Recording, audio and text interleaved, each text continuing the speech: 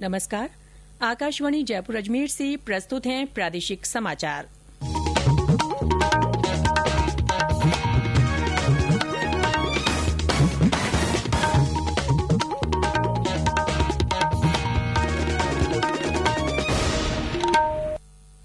मुख्य समाचार। प्रदेश में चल रहे सियासी गतिरोध के बीच राज्य सरकार ने राज्यपाल को भेजे अपने तीसरे प्रस्ताव में भी 31 जुलाई से सदन बुलाने की अनुमति मांगी। 5 राफेल जेट लड़ाकू विमान आज भारतीय वायुसेना के बेड़े में होंगे शामिल। प्रदेश में बढ़ रहे कोरोना संक्रमण को देखते हुए विभिन्न जिलों में प्रशासन ले रहा है सख्त निर्णय। कल 1072 नए मामले आए सामने। और अंतर्राष्ट्रीय बाघ दिवस आज।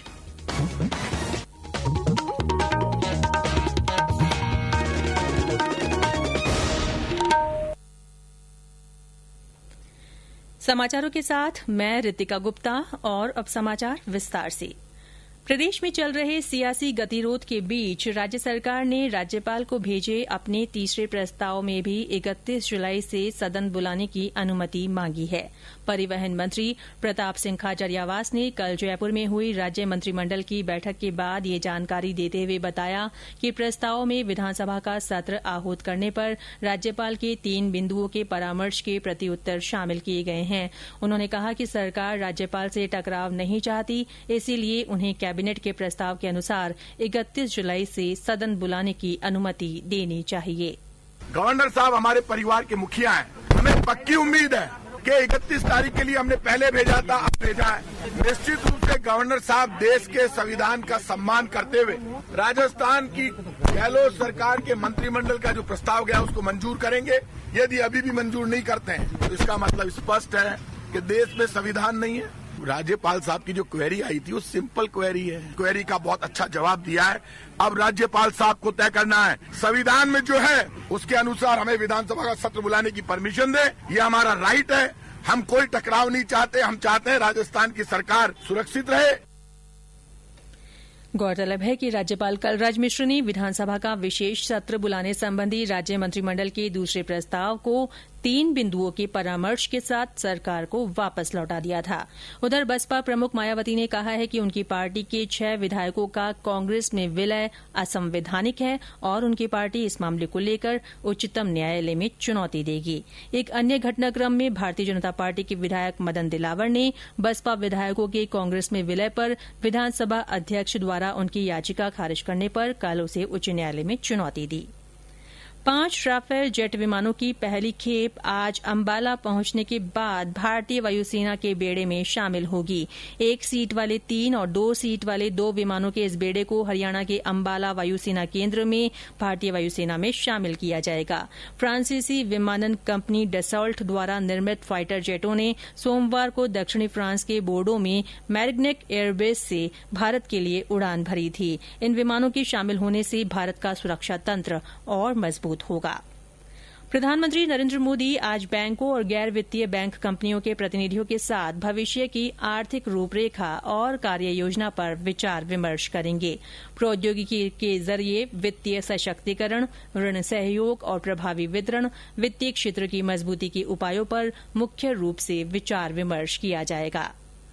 प्रदेश में कल कोरोना संक्रमण के 1072 नए मामले सामने आए। इसके साथ ही संक्रमितों की संख्या बढ़कर 38,636 हो गई है। सबसे अधिक 200 मरीजों की पुष्टि अलवर जिले में हुई।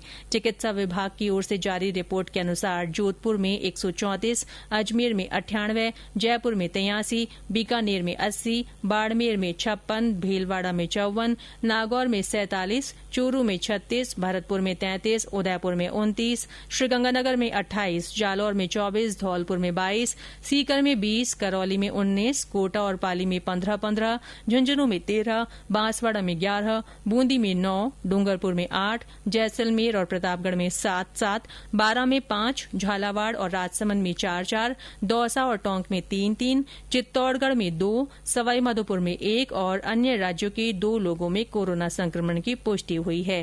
प्रदेश में अब तक 27,317 11 रोगी संक्रमण मुक्त हो चुके हैं। अभी 10,675 मरीजों का इलाज चल रहा है। इस बीमारी से अब तक 644 लोगों की मृत्यु हुई है। उधर अलवर जिले में बढ़ते कोरोना संक्रमण को देखते हुए जिला प्रशासन ने शहर के कोतवाली थाना क्षेत्र में कल से संपूर्ण लॉकडाउन की घोषणा की है। ये लॉकडाउन 12 अगस्त तक प्रभावी रहेगा। संक्रमण की चैन तोड़ने के लिए अलवर जिला प्रशासन ने शहर कोतवाली थाना क्षेत्र में 30 जुलाई से संपूर्ण लॉकडाउन की घोषणा कर दी है। यह लॉकडाउन 30 जुलाई से 12 अगस्त तक प्रभावी रहेगा। अलवर जिला कलेक्टर एवं जिला मजिस्ट्रेट आनंदी ने इस संबंध में कल शाम को आदेश जारी कर जानकारी दी है। लॉकडाउन के दौरान थाना क्षेत्र कोतवाली में निवास करने वाले व्यक्तियों को बिना अनुमति घर से बाहर निकलने पर प्रतिबंध रहेगा। आदेशों का उल्लंघन करने पर भारतीय दंड संहिता के तहत कार्रवाई की जाएगी व राजस्थान एपिडेमिक एक्ट के तहत कार्रवाई की जाएगी। अविनाश मल्होत्रा, आकाशवाणी समाचार, अलवर। ये समाचार आकाशवाणी जयपुर अजमेर से प्रसारित किए जा रहे हैं। प्रादेशिक समाचार बुलेटिन आप हमारे ट्विटर हैंडल @AIRnews_जयपुर पर फॉलो कर सकते हैं। चिकित्सा और स्वास्थ्य मंत्री डॉ रघु शर्मा ने कहा है कि प्रदेश में 71% से ज्यादा लोग पॉजिटिव से नेगेटिव हो रहे हैं। उन्होंने कहा कि प्रदेश में मृत्यु दर भी घटकर 1.68 रह गई है। आने वाले दिनों में मृत्यु दर घटाने और रिकवरी दर बढ़ाने पर विशेष ध्यान दिया जाएगा। डॉ शर्मा ने बताया कि राज्य में जांच की सुविधा में इजाफा होने के बाद अब तक 14 लाख से ज्यादा लोगों की जांच की जा चुकी है। उन्होंने कहा कि जिन जिलों में कोरोना के प्रसार में बढ़ोतरी हुई है उन जिलों के कलेक्टर को क्षेत्र के अनुसार स्थानीय लॉकडाउन लगाने के भी आदेश दिए जा चुके हैं। अलवर और जोधपुर सहित कुछ जिलों में कॉन्ट्रैक्ट ट्रेसिंग में गति लाई जा रही है। प्रदेश में जल जीवन मिशन के तहत 201 ग्रामीण जल वितरण योजनाओं के तहत 613 करोड़ 52 लाख रुपए की मंजूरी दी गई है। इससे प्रदेश के 19 जिलों में 33 विधानसभा क्षेत्रों के गांवों और ढाणियों में घरों में नल से जल आपूर्ति के लिए 1,35,164 जल कनेक्शन जारी किए जाएंगे। जलदाय मंत्री बीडी कल्ला ने बताया कि केंद्र और राज्य सरकार की 50-50% साझेदारी के आधार पर ये स्वीकृतियां जारी की गई है। आज अंतर्राष्ट्रीय बाघ दिवस है। बाघ संरक्षण के बारे में जागरूकता पैदा करने के लिए ये दिन मनाया जाता है। केंद्रीय पर्यावरण मंत्री प्रकाश जावड़ेकर ने वन प्रबंधन कर्मियों को नमन किया है, जिनके प्रयासों से देश में बाघों की संख्या बढ़ रही है। श्री जावड़ेकर ने अपने संदेश में कहा कि बाघ संरक्षण प्रधानमंत्री नरेंद्र मोदी के आत्मनिर्भरता के संकल्प का उत्कृष्ट उदाहरण है। उधर बाघ दिवस पर आज कोरोना संक्रमण को देखते हुए सवाईमाधोपुर जिले के रणथंभौर अभ्यारण्य में वन विभाग और विभिन्न संस्थाओं की ओर से अनेक कार्यक्रम वर्चुअल तरीके से आयोजित किए जा रहे हैं।